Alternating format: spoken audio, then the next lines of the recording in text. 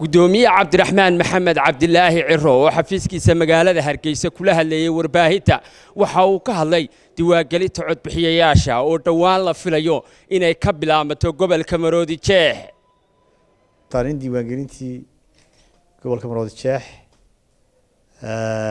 si rasmi ah loogu dhawaaqayo bisha 30keeda marka shacbiga gobolka Maroodi Jeex waa gobolka ugu muhiimsan Jamhuuriyadda Somaliland.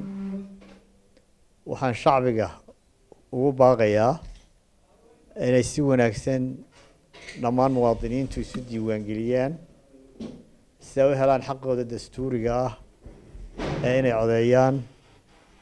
sida ka warqabtaanba goboladii ay ka bilaabantay diiwaangelintu kana dhamaatay si wanaagsan bay u qabsoontay. inagoo ka faa'iideysanayna waa aragnimada hore waxaan shacbiga dhammaantii leeyahay muwaadin is diiwaangeli si aad xaqaaga dastuuriga u hesho. taasi waa fariinta aan gaarsiinayo dhammaan shacbiga gobolka Maroodi Jeex. isla shirkiisa jaraa'id Cabdiraxmaan Ciro waxa uu fariin u diray dadweynaha ku dhaqan deegaanka Qool Caday. waxaan shacbiga reer Somaliland Qool Caday deegaanka u ah iyo hareerihiisa ugu baaqayaa guud ahaan in xasiloonida iyo nabadgelyada laga wada shaqeeyo. waxaan ugu baaqayaa baaq nabadeed.